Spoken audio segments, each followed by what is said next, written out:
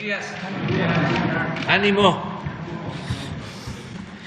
Bueno, pues vamos, como todos los miércoles, vamos a informar sobre cómo estuvieron las mentiras de la semana. Aclaro que es una síntesis apretada, pero es importante, ¿no?, que se conozca cómo mienten y calumnian nuestros adversarios en su desesperación, porque quisieran que regresara el régimen de corrupción, de injusticia, de privilegios. Extrañan la corrupción, se acostumbraron a la corrupción y a mandar, a conservar el privilegio de mandar. Se acostumbraron a que el pueblo no existía, y ahora que el pueblo es protagonista de esta historia, pues les molesta mucho. Entonces vamos a ver las mentiras y no se hace para dañar a nadie, para afectar a nadie, sino para mantener el debate sobre estos temas. Es muy importante el derecho a la información y que no haya un monopolio de la información, que la información no la controlen ni el poder ni los grupos de intereses creados, sino que la información sea veraz, democrática, que tenga como imperativo la ética. Ahora que un señor con mucho dinero en el mundo había decidido comprar Twitter, la plataforma esta que tiene una palomita, luego no sé si sea cierto, ustedes saben más, pero como que se arrepintió o se congeló la operación porque se empezó a hablar de que pues no habían palomitas sino pajarracos. Que habían muchas cuentas falsas, ¿cómo le llaman a eso? Bots. Sí. O sea, que no es nada más el Reforma y el Universal, pues es un fenómeno mundial. Pues vamos. Con su permiso, señor presidente, buenos días a todas, a todos. Este es el quién es quién en las mentiras de la semana del 18 de mayo de 2022. Como dijo el presidente, este es un breve resumen. La primera, una vieja atribución del SAT. Quieren achacársela al gobierno de López Obrador para acusarlo de terrorismo fiscal, pero la ley es del periodo neoliberal. El Servicio de Administración Tributaria puede acceder a la información bancaria de personas y empresas sin necesidad de contar con una orden judicial. Así lo reconoció la Suprema Corte de Justicia de la Nación. La primera sala de la Corte aprobó una jurisprudencia que establece que el secreto bancario no opera si se trata de información que el SAT requiere para su fiscalización. Acto seguido, el 10 de mayo se emprendió una campaña de desinformación acusando al gobierno del presidente López Obrador de establecer terrorismo fiscal contra los ciudadanos. Esta ley no es nueva, es de gobiernos anteriores, no fue promovida en este sexenio. La resolución de la Corte se debió a un juicio de amparo que promovió un particular. Sin embargo, medios como Expansión, El Contribuyente y Forbes y personajes como Max Kaiser, El Monero Calderón, acusaron al gobierno de terrorismo fiscal. La información que publican esos medios y personajes de la oposición es falsa. El gobierno de México no fiscaliza cuentas bancarias de manera generalizada y el secreto bancario no se viola. El artículo 142, fracción cuarta de la Ley de Instituciones de Crédito, que obliga a proporcionar información bancaria, no es arbitrario, desproporcional ni vulnera el derecho a la vida privada, concluyó la Corte. Segunda nota, por favor. Falsa fotografía de AMLO en Cuba. Usan fotomontaje con la intención de manchar la visita del presidente López Obrador a Cuba. El pasado 8 de mayo, el presidente Andrés Manuel López Obrador visitó Cuba en el marco de su gira por Centroamérica, con el propósito de firmar un acuerdo en materia de salud y llevar el programa Sembrando Vida, el proyecto de reforestación y regeneración social más grande del mundo. La visita de Estado fue objeto de críticas de la oposición y sobre todo la postura frente a la cumbre de las Américas de incluir a todos los países. Entre los rumores, falsedades y descalificaciones, destacó una fotografía con el pie de foto perfecto. AMLO ignora al pueblo de Cuba en manifestación. La imagen falsificada es un montaje de 3 fotos tomadas en lugares y momentos diferentes. Aquí los vemos en la pantalla. En el montaje se ve al presidente López Obrador dentro de un vehículo. La imagen es de una gira por Tuxtla Gutiérrez, Chiapas, el 27 de agosto de 2021. Al fondo se ven unos maestros de la CENTE manifestándose. Las otras fotos montadas corresponden a las manifestaciones en La Habana del 11 de julio de 2021. Esta foto de 2021 fue publicada por el diario español El País y la imagen del retrovisor es de la agencia EFE. Ese collage circuló mucho por WhatsApp y Telegram. Este fotomontaje, por cierto, bastante malo, busca confundir a la ciudadanía sobre la visita presidencial a Cuba. Siguiente, por favor. No es verdad que se haya reducido el presupuesto a los museos museos y mucho menos que estén en peligro. El periódico 24 Horas publicó el 13 de mayo un artículo con el título Asfixian museos, en el que asegura que el gobierno de México habría reducido el presupuesto al Museo Nacional de Antropología y al Museo Nacional de Historia. Por su parte, el diario El Heraldo va más lejos y titula un texto Antropología y otros museos en peligro, en la que toma como fuente la nota de 24 Horas y asegura que los museos ya mencionados sufrieron un recorte salvaje. Pero esa información es falsa. Al respecto, el Instituto Nacional de Antropología e Historia informó que para este año no hubo reducción presupuestal y que tanto el Museo de Historia como el Museo de Antropología, que se encuentran en Chapultepec, han recibido importantes presupuestos extraordinarios en 2022. En plena pandemia, en 2020, el Museo de Antropología recibió 90.395.250 pesos. En 2021 recibió 108.5 millones de pesos, más 42 millones del proyecto Chapultepec, es decir, 150.800.000 pesos. El aumento es del 60%. No hay una reducción y este año se espera ejercer un presupuesto similar. En 2021, el Museo de Antropología recibió un presupuesto histórico para realizar tareas como el dictamen y reforzamiento estructural del museo, la impermeabilización del cuarto de máquinas, el mejoramiento del almacén, oficinas de los trabajadores,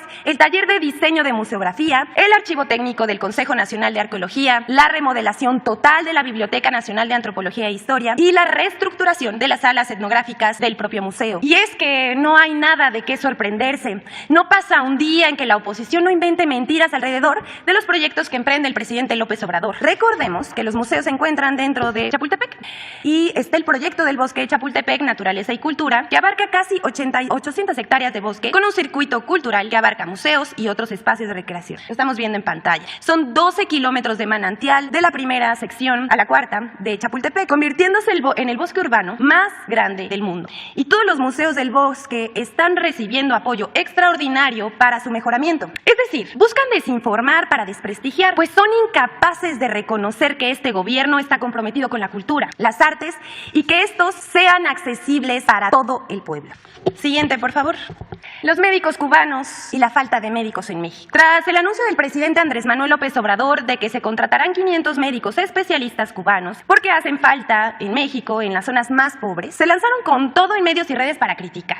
Desde lo más irrisorio hasta lo más mezquino, pasando por un anticomunismo absurdo y vil. Se han dicho que los médicos cubanos le quitarán el trabajo a los mexicanos, lo cual es falso. Se ha dicho que son mano de obra esclava del gobierno cubano, lo cual también es falso. Dicen que es una estrategia para atraer agentes comunistas que cuestan fortunas de las que carecemos para infiltrar ideas. Todo lo anterior es absurdo y nada es cierto. Lo que sí es verdad es que así como los opinadores se suben a cualquier tren para propagar infodemia, también hay usuarios que describen a la perfección la mentalidad opositora en México. Luego dijeron que los médicos cubanos ganarían 140,000 pesos, lo cual también es falso, como lo aclaró aquí el propio presidente de la República. Bueno, hasta aquí este tema, pero queremos concluir con el colmo. El colmo de lo absurdo. Inventan que un rapero famoso de Estados Unidos hizo una canción contra AMLO. Eminem se convierte en tendencia en Twitter por una canción que circula en redes sociales en donde supuestamente se oye al rapero tirándole al gobierno de AMLO. Pero esta canción es falsa. No hay tal rap contra AMLO que haya compuesto y cantado Eminem. En un video editado, mezclado imágenes de los dos, que se viralizó en Twitter, en TikTok y en Facebook. Pero pues aclaramos, si les queda alguna duda, Eminem no ha compuesto ninguna tiradera contra AMLO y tampoco dedicó estrofas a hablar de las conferencias mañaneras del presidente de México. Todo esto es un invento. Y con eso terminamos la sección. Es cuanto, presidente. Muchas gracias. Muy interesante la sección. Vamos a retomar algunas cosas, ¿no? Que estaba yo viendo. ¿Por qué no pones la primera? Vamos a plagiar. Sí, esto es muy interesante. Es un proceso que viene de tiempo atrás y hasta ahora resolvió la Corte, pero no fue, como aquí se mencionó, una denuncia nuestra. Viene del sexenio anterior y ya aclaró la Corte. Además, el que nada debe, nada teme. ¿En qué quedamos? No es la transparencia, la regla de oro de la democracia. Sí, desde luego hay que cuidar la intimidad de las personas, respetar la intimidad de las personas. Pero todo esto tiene que ver con mecanismos para ocultar fraudes. Todos estos se creó en la época en que pues no se pagaban impuestos, no se sabía nada, tenían engañada a la gente de que había que pagar todos los impuestos, incluso de manera perversa. Manejaron durante mucho tiempo los defensores del neoliberalismo. El problema fiscal de México era porque no pagaban impuestos los de la economía informal, los ambulantes, los acomodadores de carros, los viene, que ese era el grave problema que teníamos en la política fiscal y que había que buscar formalizar a todos. Sí, desde luego, que hay que procurar que todos paguemos impuestos y dar facilidades para que haya economía formal, no informal. Pero ¿qué era lo que prevalecía? Existía desde luego este fenómeno y sigue existiendo, pero ¿cuánto se podía recaudar con la gente que sale a la calle a buscarse la vida para mantener a su familia? ¿Cuánto? Muy poco. ¿En dónde estaba el problema de fondo? Lo que ocultaban de manera hipócrita, en que los de arriba, los de mero arriba, los de la punta del cerro, los de la punta de la pirámide, no pagaban impuestos. Aunque parezca increíble, todavía no he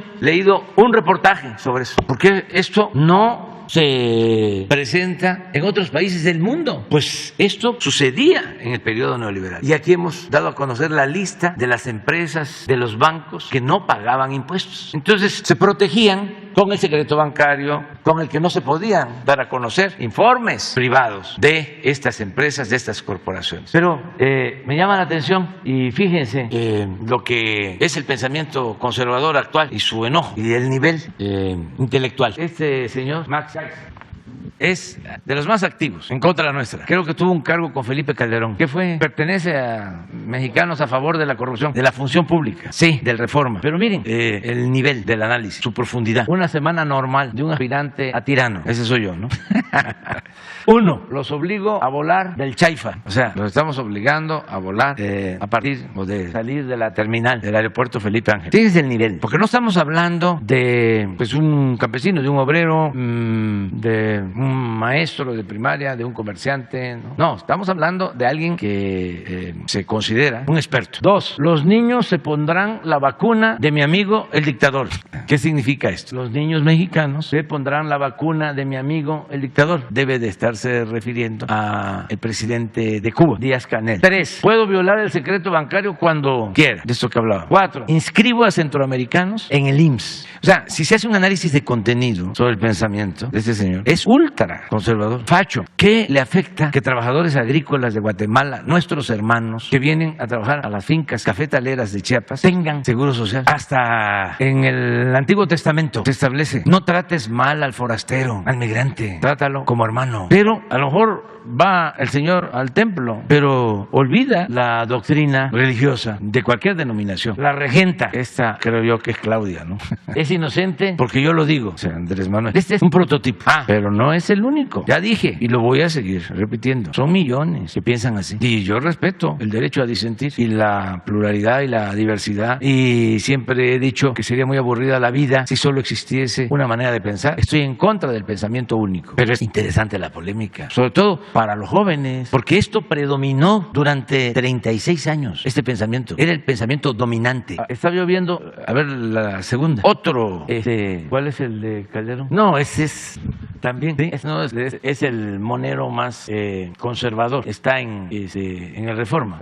Aquí ya no hay nada. Tenemos diferencias desde hace 20 años y me da mucho gusto. Y yo creo que también a él. Somos correspondidos. Y a Sergio Sarmiento, ¿no? Es lo mismo. Pásale, porque ves que hay otro sobre los médicos. A ver si. Pero quiero ver aquí está Sergio.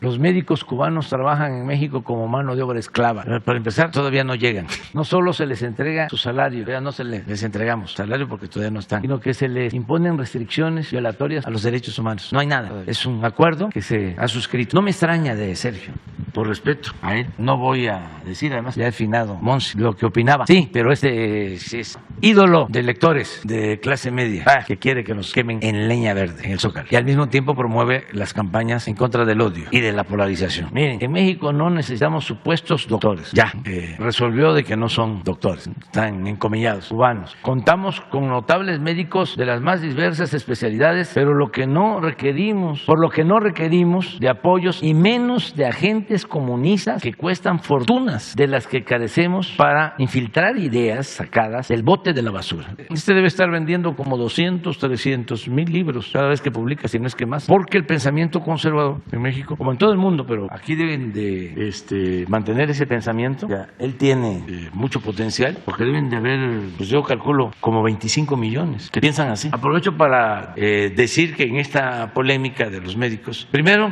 la salud no debe de tener fronteras, es un derecho humano. Segundo, nosotros tenemos el compromiso, y lo vamos a cumplir, de garantizar el derecho a la salud, algo que no han hecho nuestros opositores. Llegaron a tener de secretario de salud en el periodo neoliberal a un economista como secretario de salud. Nada que ver con la salud. De las familias más influyentes, porque representaban a Bacardí, y ese fue secretario de salud.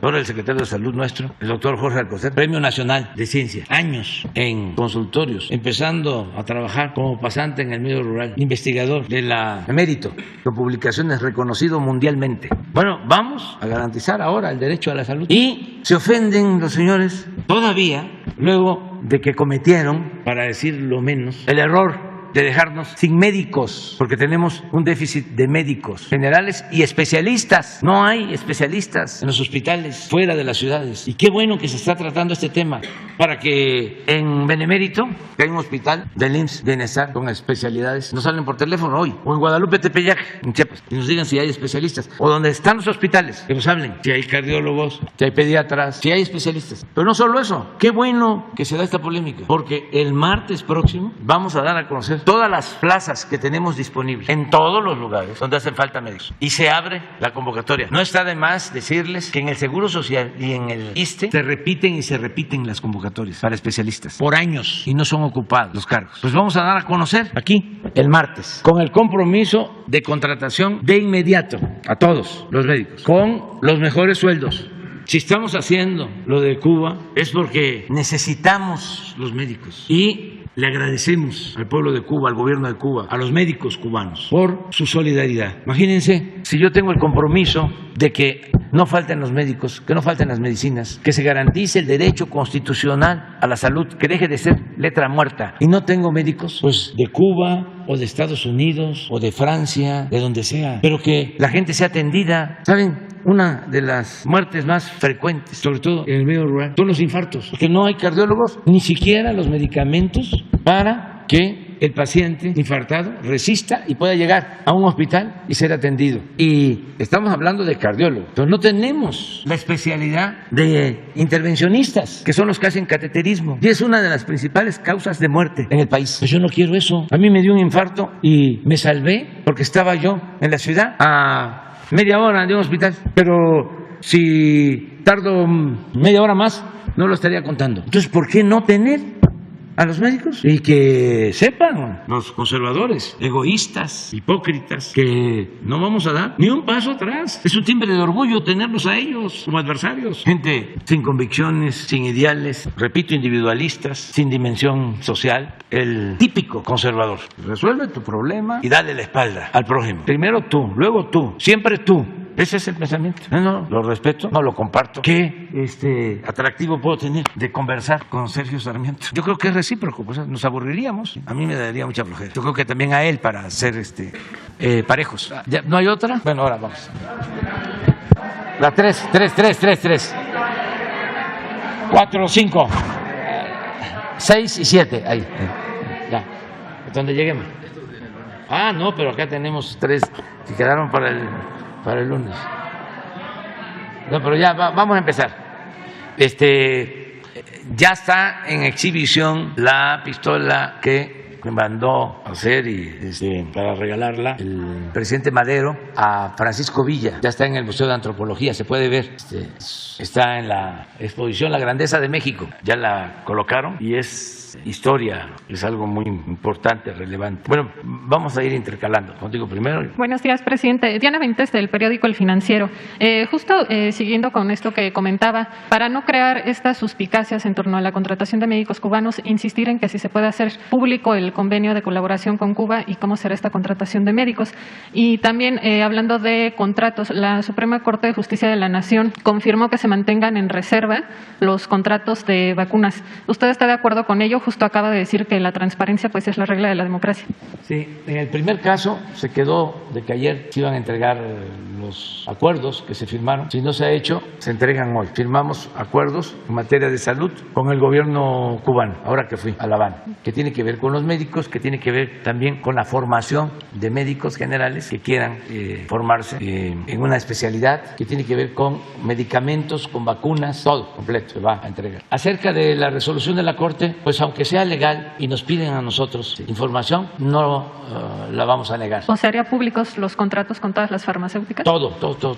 No tenemos nada que ocultar. Que el ministro, algunos de los ministros argumentaban que esto podría complicar que posteriormente el gobierno pueda adquirir vacunas con estas farmacéuticas porque está en las cláusulas. Aunque legalmente la Corte haya resuelto, nosotros no tenemos problema en dar a conocer la información. O sea, son vacunas que se compran con farmacéuticas y se entrega todo. Además, lo tenemos que hacer en nuestro informe a la auditoría de la Federación. Entonces, sin problema. Es una decisión de la Corte que vamos a respetar. Podemos decir nosotros no, pero entregamos todo. Sí, eso es lo que estoy pidiendo, que haya transparencia completa, que todos digamos cuánto ganamos, y los machuchones y sus voceros. La gente no sabe o no sabía que Loret de Mola ganaba 35 millones de pesos al año. Yo pregunto, ¿cuánto gana Krause? Que escriben, porque en Reforma son moderados, no pagan mucho. No, los de Estados Unidos. No, está en una de estas televisoras, ¿cómo se llama? Univisión. El hijo, ¿sí?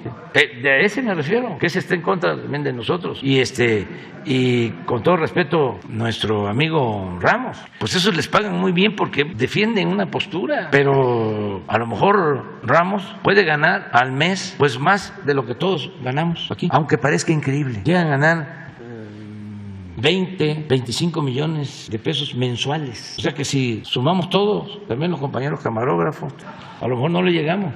Entonces, ¿por qué no dar a conocer eso? ¿Por qué? Si no, nos recetan un comentario como el que hace unos días dio a conocer, que yo estaba del lado de los tiranos, pues se entiende quién paga tanto dinero, de dónde sale ese dineral. ¿Cuánto es 20 millones de pesos mensuales? Eso sí. No, 3 no. No. Si estoy hablando de que no le llegamos todos a un mes de él, ojalá y nos los aclare. Entonces, transparencia, dar a conocer todo. Y si no tiene que ver con lo público, con lo político, entonces no tienen por qué informar. Pero si están haciendo juicios de valor, si están defendiendo intereses que afectan a los pueblos, pues sí, es un acto de honestidad, es decir, a mí me pagan tanto, o sea, para diferenciar, presidente. Porque si no así, imagínense cómo queda la gente, qué información recibe, la que le conviene a los grupos de intereses creados. ¿Quiénes van a dominar el mundo? ¿Cuándo va a haber justicia? ¿Cuándo va a haber igualdad? Pero bueno, mi opinión es que en las solicitudes de transparencia se den a conocer todo. Presidente, hay una segunda pregunta. También recientemente se da a conocer que México ya rebasó la cifra de 100,000 desaparecidos, un incremento de 30% durante su gobierno, 2021, hasta 9,000 personas desaparecidas. ¿Qué se va a hacer para contener esta cifra? Pues está haciendo un trabajo como nunca de búsqueda. Ningún gobierno se había ocupado de los desaparecidos, como ahora. Toda la Secretaría de Gobernación está dedicada a eso y a buscar fosas clandestinas, porque no se debe de olvidar de que hubo una guerra contra el narcotráfico y durante esa guerra murieron muchos y los desaparecían. Entonces nosotros cuando llegamos asumimos la responsabilidad de buscarlos y de ayudar a los familiares y es lo que estamos haciendo sin ocultar nada. ¿Pero a qué atribuye este incremento durante su gobierno también? O sea, que haya 2021 aparece con 9,000. Puede ser que los buscamos y que antes no. Es algo parecido al feminicidio, que antes no se consideraba como un delito con esas características los asesinatos de mujeres. Y a partir de que llegamos, se empezó a clasificar, que es también otra nota, ¿no?, de toda la prensa conservadora, hipócrita, que cuando se desató la guerra en el tiempo de Calderón, en vez de oponerse y de repudiar esa decisión fatal, la aplaudieron. Aquí lo hemos visto varias veces en el índice de letalidad. ¿Por qué no lo vuelves a poner? Si esto es lo formal, imagínense lo que no se daba a conocer, lo que pasaba y no se sabía. Fue una guerra. Esto apenas son los enfrentamientos registrados y estos son los muertos registrados en agresiones con Fuerzas Armadas. 1076 agresiones en el 2011, 1076. Y miren, heridos y detenidos, menos que muertos. ¿Por qué? Porque los remataban, porque era una guerra. Ahora, si esto pasa en la formalidad, ¿qué sucedía en la clandestinidad? Que no es suficiente. Ojalá y tuvieran un poco de vergüenza nuestros adversarios para que un día, en un análisis autocrítico, le pregunten a Calderón por qué solapó a García Luna y por qué lo convirtió en su brazo derecho, su secretario de seguridad. ¿Por qué no se habla de eso? Es como ahora, lamentable lo del asesinato racista en Estados Unidos. ¿Dónde está el documento de protesta de los diputados de la Unión Europea? Pero en general, ¿dónde está la información? ¿Se minimizó? Pues es un asunto gravísimo, doloroso. Entonces sí es importante el papel de los medios. Entonces vamos a que un día, a ver si la semana próxima, nos explica Alejandro Encinas y todo su equipo lo que ha sucedido con los desaparecidos. También en el marco de este dato que se dio, pues los familiares de desaparecidos pues acusan de que cuando usted estaba en la oposición, cuando era candidato, cuando era presidente electo, pues se reunía con los familiares de estas víctimas, pero ahora ya no se da.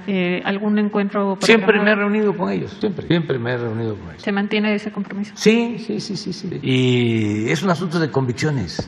Nosotros no somos falsos. Presidente, ya una tercera pregunta. Pues ayer hablaba del cariño que le tiene a la jefa de gobierno, al canciller Marcelo Ebrard, pues que se perfilan como aspirantes a la candidatura de Morena. En ese marco, el senador Ricardo Monreal dijo que él no cejará en su idea de también aspirar a esta candidatura. En días pasados, pues tiene derecho, todos. ¿No lo excluye? ¿Cómo? ¿No lo excluyen dentro de las corcholatas? No. Hay muchos y muy buenos, mujeres y hombres, afortunadamente, en el movimiento de transformación. Los demás no me meto. Presidente. Ahí se revolvieron mucho, es una mezcolanza. Pero tienen también a Claudia X González, puede ser Alejandro Murat, puede ser Alfredo del Mazo, Margarita Zavala, Lili Telles, Chumel, que es estos intelectuales. Moreno. Cuadri, dijo que no. ¿Paul? Ah, sí, pero eso no, eso hasta que... ¿Sí? ¿Ya?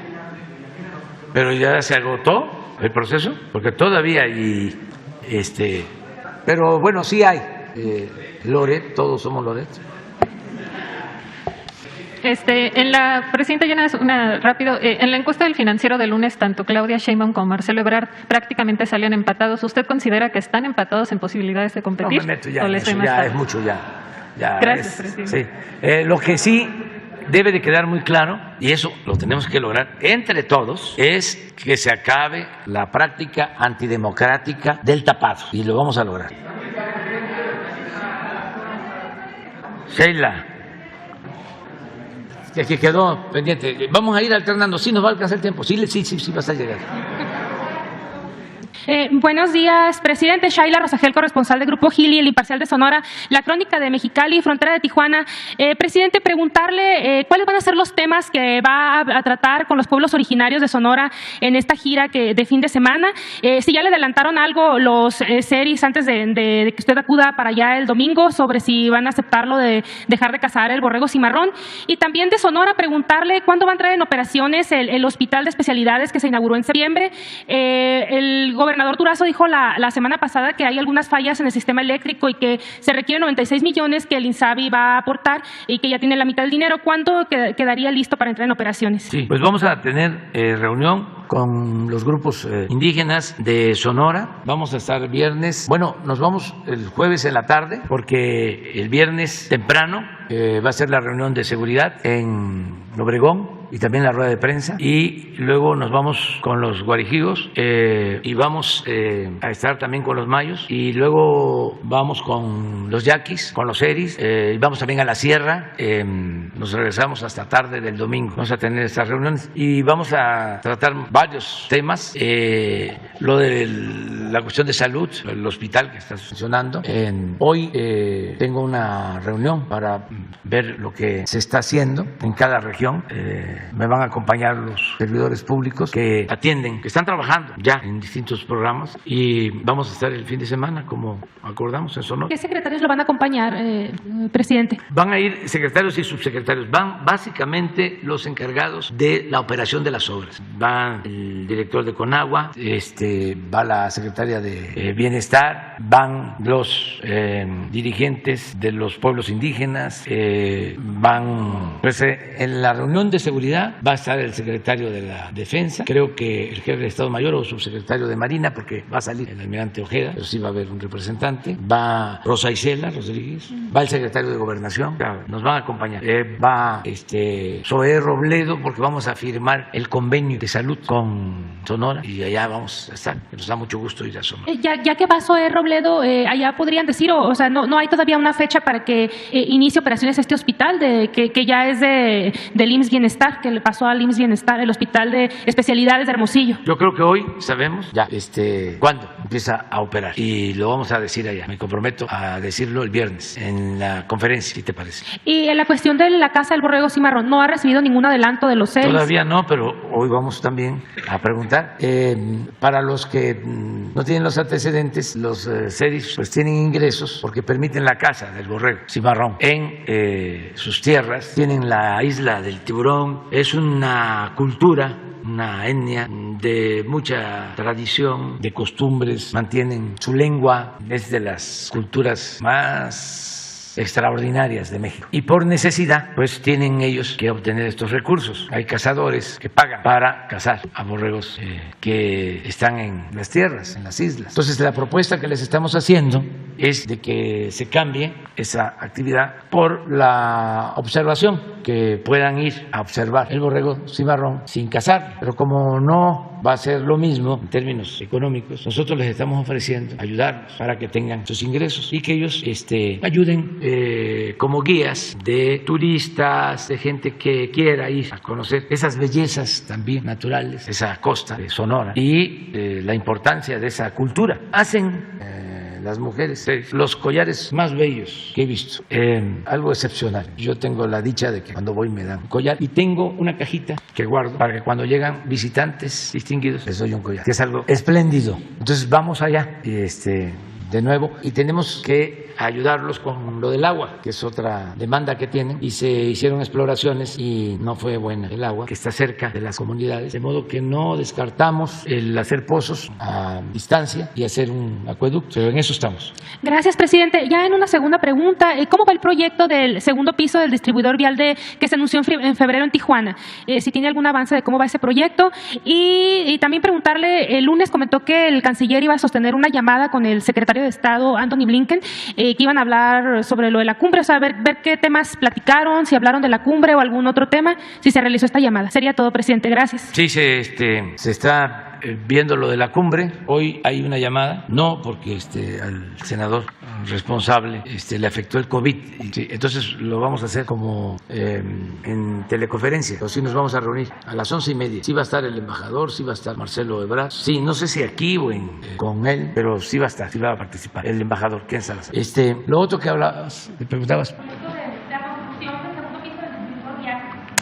Sí, hoy tenemos una reunión a la 1 de la tarde para ver todas las obras del fideicomiso de aduanas, y ahí está incluido lo del segundo piso en Tijuana, por la línea fronteriza, como también el camino para acortar la ruta de Chihuahua al puerto de Guaymas, que también lo vamos a dar a conocer en Sonora, sobre el avance de esas obras que se van a llevar a cabo.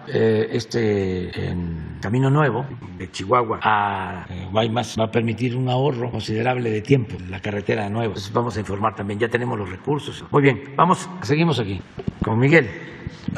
Muchas gracias. Muy buenos días, señor presidente.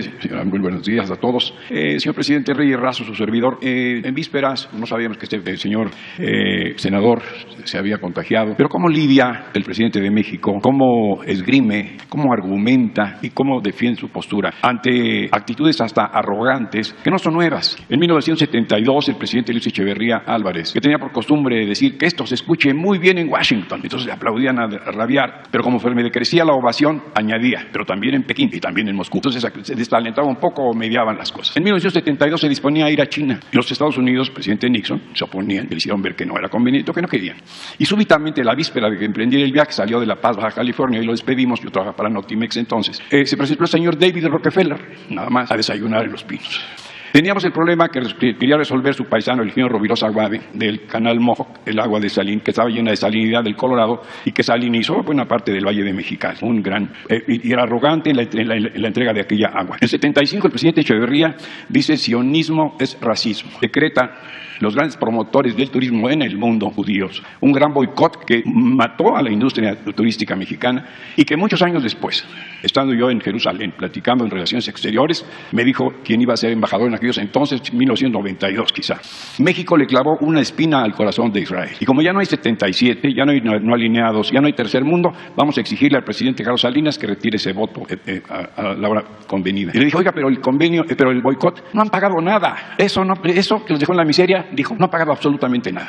El presidente Miguel de la Madrid sufre en febrero de 1988 en Mazatlán unos desaires y unos ataques. La prensa norteamericana, encabezado por Jack Anderson y su asociado Van Atta, lo acusaban de narco. La muerte del agente Camarena y el embajador de los Reyes allá en Washington era terrible. ¿Qué hacer? El presidente me dice, entonces me llama familiarmente: tocayo, hay mexicanos que me piden que yo me enemiste con los norteamericanos, que pelee con ellos en defensa de... No voy a ser arrogante, dijo el presidente, porque esos desplantes los paga el pueblo. Usted tiene frente, ha llegado el señor Kerry, casi como hace años vino súbitamente el señor Rockefeller. ¿Cómo lidia usted y cómo quiere proteger su posición en la cumbre de las Américas? ¿Cómo fía usted en cuáles son sus argumentos, en sus razones para su posición? Mira, Miguel, gracias. Hay un fundamento, ¿no?, legal, y todos debemos de saberlo. En nuestra Constitución se mandata al presidente de la República a cumplir principios en política exterior, en el artículo 89. Y los dos principios básicos son la no intervención y la autodeterminación de los pueblos. Y si revisamos el porqué de estos principios, vamos a encontrar de que existe la inspiración en la política que delineó en una frase el presidente Juárez: entre los individuos como entre las naciones, el respeto al derecho ajeno es la paz. Un presidente de México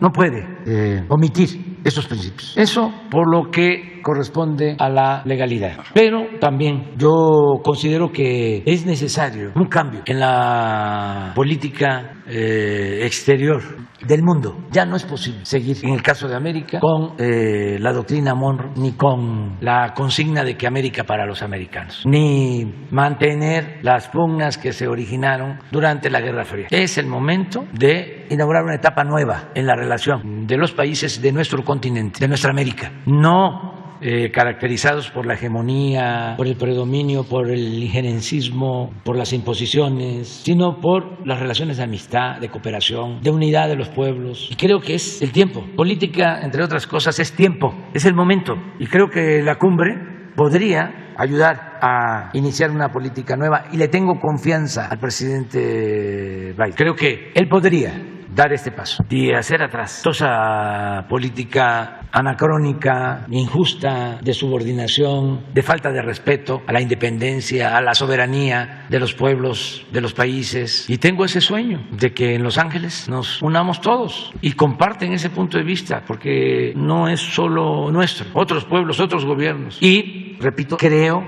que el presidente que podría iniciar esta nueva etapa, convertirse en el conductor de esta nueva política en América, es el presidente Biden. ¿Tiempo de oportunidad, señor presidente? Es un tiempo de oportunidad y de recoger lo mejor en las relaciones de Estados Unidos con los países de América, porque tú has hecho mención a retórica, discursos, hechos de confrontación, pero también han habido momentos estelares. Lo que fue para América la política del presidente Franklin Delano Roosevelt, la política de buena vecindad. En el caso de nosotros fue extraordinaria su relación con el presidente Cárdenas, como la relación del presidente Lincoln en su momento con el presidente Juárez. No es un afán de confrontar, es llamar la atención de que podemos, es el momento de buscar una reconciliación. Además, no somos lo mismo, cada pueblo tiene su idiosincrasia,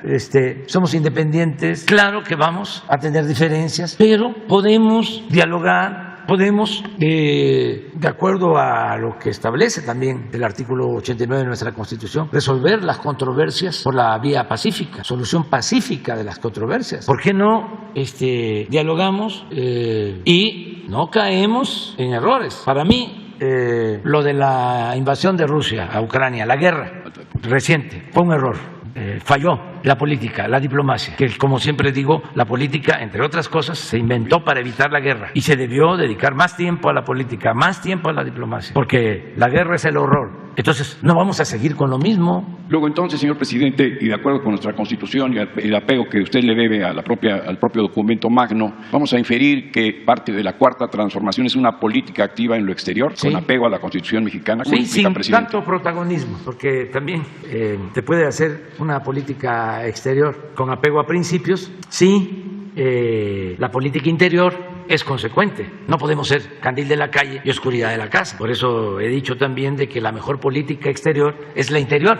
Si imperara la corrupción en México, la ingobernabilidad, si no se procurara la justicia, pues no nos tomarían en cuenta. Nadie nos escucharía. Nos dirían, vaya usted a resolver sus problemas. Afortunadamente, vamos bien, a pesar de los pesares en lo interno, y por eso hay respeto. Pero además tú sabes muy bien, Miguel, cuánto valoran en el extranjero la política exterior de México, la importancia que ha tenido siempre la política exterior de nuestro país y el amor que le tienen los pueblos de otros países a los mexicanos. Por último, señor presidente, esto es de la calle. Caminando por el paso de la Reforma, con todo el embozo que requiere el COVID, llegó un matrimonio a decir, oiga, usted es fulanito de tal, lo hemos visto en la mañanera. Quiero que le pregunte al presidente, ¿qué será de nosotros cuando se vaya? Pregunta a la calle. Sí. Muchas gracias. Sí, que vamos a seguir y va a haber continuidad con cambio. Eso es lo que yo espero.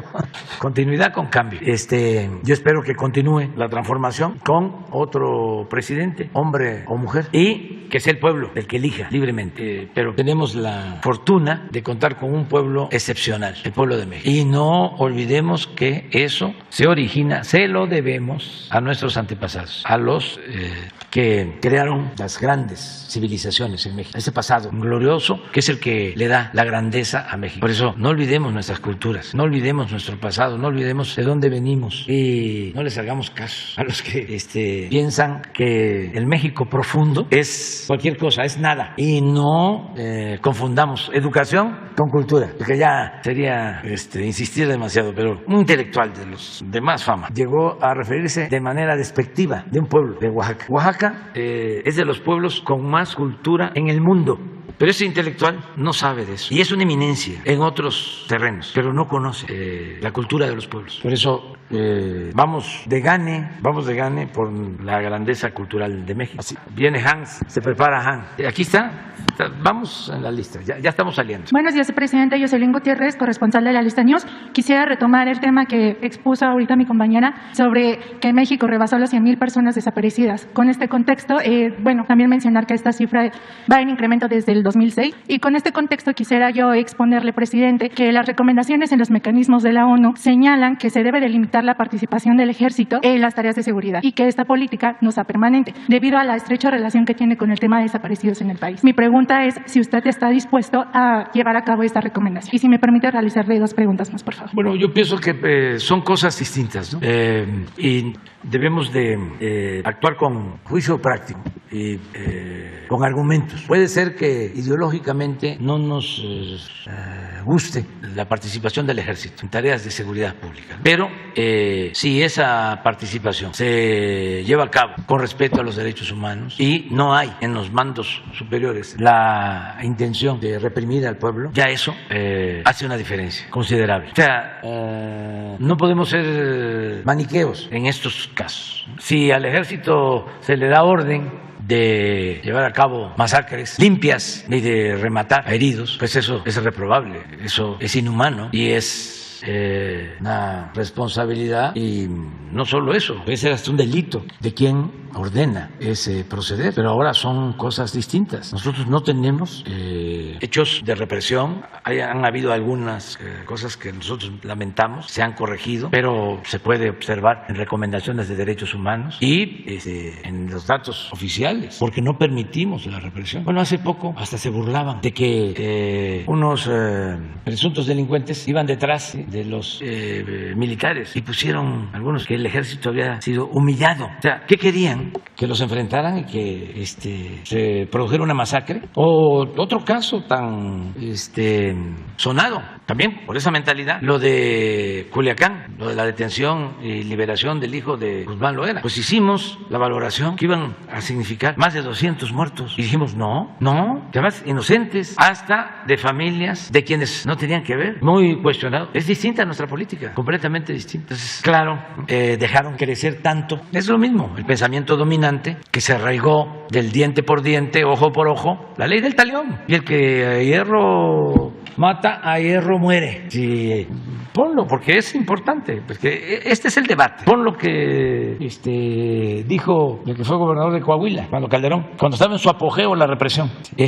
Moreira, pero es además una mentalidad, y no es solo Calderón. Pues no estamos hablando de este escritor que es de los que más venden, no es para picarle la cresta a Krause, pero Moreno yo creo que vende 100 veces más que Krause. y está planteando que a los opositores hay que quemarlos en leña verde, en el Zócalo. Entonces no es una persona. Yo creo que se regodeaban en eso los gobernantes. ¿Se acuerdan cómo era? Se ponían enfrente de las cámaras. Quiero que se sepa, que se oiga bien, que se oiga lejos. No me va a temblar la mano. Vamos a poner orden. Y solo le faltaba decir eso, pues. Ojo por ojo, diente por diente. Aunque nos quedemos chimuelos todos y tuertos o ciegos. Pero eso era. Sí tiene pantalones. Una actitud ahí machista, ¿no? Y ellos rodeados de guardaespaldas. Carros con blindaje, no sé cuánto espesor. No, la paz es fruto de la justicia. Lo encontraron. Está difícil. No, es que es parte de lo que tenemos que debatir entre todos. O sea, ¿cuál es la forma más adecuada de enfrentar, la más eficaz, la más humana, de garantizar la paz y la tranquilidad? Eso es lo que quiero. Entonces, nosotros hemos estudiado mucho sobre esto, conocemos el país, conocemos la idiosincrasia de nuestro pueblo, sabemos lo que pasa en las familias, la descomposición social que se originó durante el periodo neoliberal, la desintegración de las familias, y eso nos lleva a decir, vamos a actuar de esta manera, que no significa complicidad, que no significa impunidad, contubernio, que si saludo a la mamá de Guzmán Loera, ¿por qué la saluda? ¿Cómo no voy a saludar a la señora, a una anciana que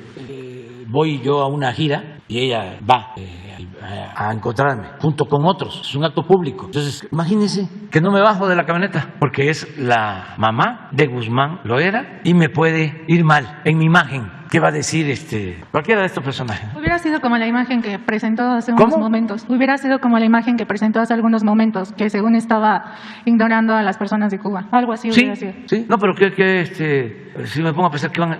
No, estoy tranquilo con mi conciencia. Mi tribunal, es mi conciencia. Entonces me bajé y fui donde estaba ella a saludarla y ya. ¿Y qué se me quita? ¿Qué pierdo? Nada. Además, también una cosa son los hijos, las mamás, los papás, los abuelos, y otra cosa es el que se mete en cuestiones ilegales o delictivas. ¿Por qué generalizar? Entonces, miren este testimonio y que conste. Nada más hay un asunto ahí personal que lo quitan, pero a ver si puede. Nada más la pregunta. Pero lo que voy es, cuando dice, me diste miedo, esto. Pasaste a la alcoba con aquella, ¿recuerda? Yo estaba ahí. Y me dijiste en el trayecto, ¿qué piensa usted de estos castigos a secuestradores y narcotraficantes? Te dije, debe ser un castigo legal muy severo. Tú me dijiste que por ti mejor deberían ser asesinados. Me quedé impactado con tu respuesta. Era la respuesta de un criminal como Victoriano Huerta. Eso eres, te pareces mucho a él. Un poco más frentón. Bueno, mucho más frentón que él, pero más loco que Victoriano Huerta. Ya cálmate, Calderón. Cuando tomes, no tuitees. No, tranquilízate. No encontraste nada. Eso no me importa. No.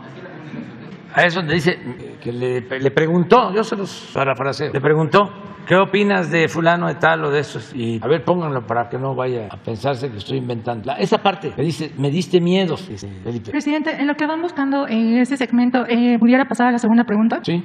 Usted en múltiples ocasiones aquí en la mañanera ha comentado que comunicadores de redes sociales son mejores que muchos periodistas, pero a su vez su gobierno solo ha reconocido a 9 personas como periodistas asesinados en lo que va del 2022, que son a la fecha son 138 días. En realidad suman 12. ¿Nos pudiera decir cuál es el criterio de su gobierno para determinar quién es un no periodista? Y si también usted nos pudiera comentar o mencionar 3 acciones que vaya a tomar su gobierno para la protección de comunicadores en México, más allá del informe de Cero Impunidad y del mecanismo de protección a periodistas, por favor. Sí, podría haber algo más todavía para proteger a los periodistas. Acerca de el número, yo creo que 20, que es el informe de seguridad, le voy a pedir a la secretaria de Seguridad que informe, porque dices... Son 12 periodistas 12, y de hecho hay una discrepancia de 3. Nosotros consideramos... Que son 9. 9. Bueno, eso, si te parece, el viernes lo explica. El 20, ¿verdad? El 20, que sí, ese es que cumplimos el mes para el tema de seguridad. Entonces haría un análisis puntual de cada caso para volver,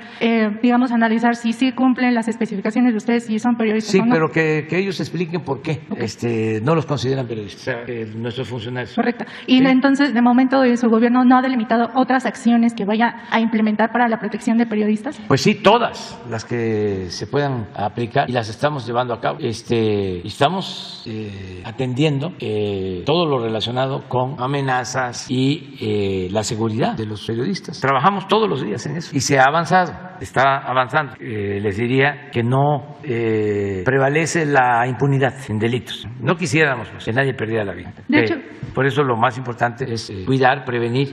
Otra consideración que se debe de tomarse en cuenta es que no es el Estado. Nosotros no mandamos a censurar a nadie, o sea, menos a quitarle la vida a alguien. Y en casos en donde participan autoridades locales, se tienen documentados y se castiga a quien sea. Tenemos más casos de los lamentables asesinatos de este año que se relacionan con la delincuencia organizada, donde han actuado gentes de la delincuencia organizada, de los grupos de delincuentes. Eso es lo que se ha registrado más, pero que se dé una explicación el viernes sobre esto. Sobre el informe que me comenta del 20 de mayo, ¿habrá también algún cambio en el mecanismo de protección a periodistas? Porque hay que recordar que varios periodistas asesinados tenían protección del Estado y también se denuncia por parte de algunos compañeros que hay omisiones de parte del mecanismo porque dicen que no hay como pruebas contundentes para justificar que tiene amenazas o que corre riesgo su vida por su ejercicio periodístico. Sí, ya se está haciendo una revisión, ¿no? Yo creo que cuando venga Alejandro Encinas, que va a venir a explicar, a informar sobre los desaparecidos, le vamos a pedir sobre la explicación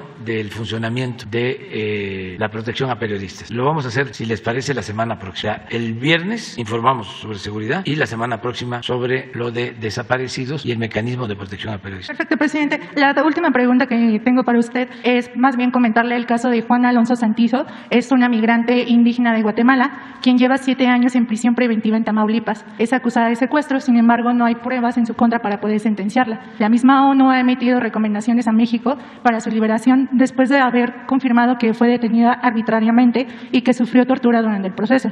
¿Usted sabía algo respecto al caso y si pediría a las autoridades de Tamaulipas su liberación? No tenía información, pero voy a informarme y mañana doy respuesta. Perfecto, a este caso. Perfecto. Y ya por último, presidente, para poder cederle la palabra a mis compañeros, ¿cuándo tiene previsto una reunión con los padres de los 43 normalistas de Ayotzinapa? Todavía no está programada, pero sí nos reunimos periódicamente. Por lo general es cuando tenemos información. Va bien la investigación, eso es lo que puedo comentarles. Vamos bien, es un compromiso que tenemos. No hemos dejado de trabajar en la investigación y pronto vamos a tener la reunión con los padres. ¿Tienen no qué? Después. Vamos con Hans, ya se terminaron los 3. Vamos, Hans, de los 2 que quedan. Y queda Carlos Pozos. Ya nos fuimos pasamos. Adelante, adelante. Sí, buenos días, presidente. Hans Salazar, de Noticiero en Redes. A propósito de todos estos temas, traigo concretamente en temas de seguridad estos. En la Ciudad de México, el 19 de abril, aquí traigo los documentos, se señala a la policía que está bajo el mando de la alcaldesa Lía Limón de Álvaro Obregón tortura. Se le está acusando a esta policía de tortura. De hecho, traigo los documentos levantados ya en la Comisión de Derechos Humanos. Y aquí, ¿por qué plantearlo de esta manera? Porque incluso se hicieron ya también las denuncias en la Fiscalía de la Ciudad de México. Es señalada la policía que está bajo el mando, se contrata, de hecho es un esquema muy particular, a diferencia de los municipios del país, usted lo sabe, pero aquí hay un registro nacional de detenciones, hay un sistema nacional de detenciones, y es por eso que traigo el caso. Esto fue padecido por un vecino del Álvaro Obregón cuando estaban demoliendo que contiene un muro de contención de lluvias por el tipo de suelo que tienen en el Álvaro Obregón.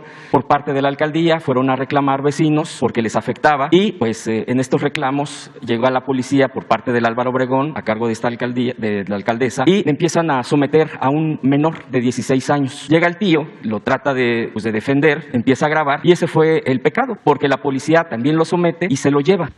Y aquí traigo, cuál vehículo se lo lleva, qué número de patrulla, la AO02-3. Esta patrulla se lo lleva a una parte con poca gente, que le llaman La Corbata, es un corredor donde hay industria, y lo empiezan a torturar de acuerdo al dicho de esta persona. Lo empiezan a patear, a pisotear, porque lo que le pedían era el celular para borrar la evidencia de lo que le habían hecho a su sobrino menor de edad. Como no accedía, lo siguieron torturando y se lo llevaron a una agencia. Pretendieron levantar una denuncia de robo de un radio. Al no poder cuadrar esta falsedad, intentaron llevárselo a otras agencias, pero él también no cedía, la persona sometida, y estuvo así más de 2 horas y media aproximadamente, aquí están los documentos, pues retenida ilegalmente por parte de los elementos de la policía y de la patrulla que le estoy mostrando, de este número. Posteriormente, al no poder hacer esto, van a una agencia de la Miguel Hidalgo, y como no cedía la persona en hacer algo que no había cometido, lo llevan al juez cívico. Lo que ya querían era deshacerse del tema, porque ya se había reportado al gobierno de la Ciudad de México. Esta persona pues ya iba golpeada, ya iba con miedo, le lograron quitar el celular, que era lo que ellos querían. Sin embargo, se empezó a hacer más grande el problema, cambian de patrulla, y ese es el punto. En el Sistema Nacional de Detenciones aparece que a las 3:55 p.m. es remitido a un juzgado en la Miguel Hidalgo. Esas 2 horas y media de la detención que estuvieron intentando estos patrulleros entregarlo por algún otro tipo de delito, pues no lo pudieron hacer, pero hubo este tipo de faltas graves de tortura, repito, y son cosas bastante delicadas que suceden en la Ciudad de México. La alcaldesa Lía Limón empieza a tuitear, aquí traigo los tweets, dice a las 18:20 fue atendida la persona remitida al juzgado cívico, y agradezco al consejero jurídico de la Ciudad de México que haya puesto orden donde debe de haberlo, negando la retención ilegal de esta persona, encubriendo en todo caso el señalamiento de tortura de estos policías. Finalmente, presidente, comentarle que esto ya están levantadas las actas, pero preguntarle sobre el Registro Nacional de Detenciones, que depende de la Secretaría de la Seguridad Ciudadana Federal, donde vienen estos horarios que no coinciden con esta detención, porque además dicen que lo levantaron cerca de una tienda que no existe, de una colonia de una calle que no existe, es decir, el nombre no existe en la propia Álvaro Obregón. Dan datos completamente falsos. Si se pudiera cotejar este tipo de documentos oficiales para ver y pedir en las cámaras a la autoridad correspondiente ver esta patrulla y comprobar que en el Sistema Nacional de Detenciones se falseó información en este caso, porque bueno, pues con eso se están cubriendo. Este sería mi primer tema, presidente. Muy bien, pues vamos a entregar el documento a Rosa Isela Rodríguez, de Seguridad Pública, que tiene que ver con ese censo de detenciones, y la recomendación también es que se acuda a los familiares, a derechos humanos. Ya acudieron, incluso le hicieron el examen médico, donde aparecen se asienta los golpes y los rastros de la tortura. Pues eso es lo que se puede hacer, y es lo que queríamos nosotros. Nada más, hasta ahí. Ya que verifique Rosa Isela sobre el documento, si es real, si no está alterado, si es apócrifo, que ella dé dictamen y que lo envíe a la autoridad que está haciendo la investigación o a Derechos Humanos. Muy bien, ¿Qué te parece? Sí, claro que sí. El segundo caso es en Jalisco. Hay una represión tremenda y particularmente lo está padeciendo Nancy Gómez Figueroa. Ella fue Ministerio Público, de hecho ha estado denunciando porque le retiraron de su cargo con acusaciones falsas. Esto es a tal grado delicado que en estos días la amedrentaron, tuiteó incluso las fotografías de cómo la estaban fotografiando, y utilizaron aproximadamente 20 vehículos de la Fiscalía Estatal Estatal de Jalisco. ¿Por qué traigo este caso aquí? Porque en Jalisco, pues la Fiscalía Estatal, que tiene una de las peores historiales en temas de cómo actúa, pues ¿cuál fue la culpabilidad o por qué arremeten contra ella, contra Nancy Gómez? Porque cuando fue Ministerio Público en la Fiscalía Estatal, se le pidió por parte de su superior alterar a un acta para liberar a un secuestrador. Como ella no acepta, se le congela y se le empiezan a pues generar acusaciones que no tiene. Esto fue con el fiscal estatal Gerardo Octavio Solís. Su yerno ya es ahora el nuevo fiscal, Luis Joaquín Méndez. Él tiene unos meses y pues parece ser que aquí hay un encargo de seguir amedrentándola, acusándola. Es un caso que incluso ya se han levantado igual denuncias. Hay denuncias al respecto y un juez federal ya ha dictado a su favor, pero por eso mismo, pues en la Fiscalía Estatal de Jalisco, pues han arremetido mucho más fuerte contra ella. Los videos, el video y las fotografías están en Twitter, en su cuenta de esta persona, de esta mujer. Y bueno, pues le expongo este caso porque pues teme por su vida,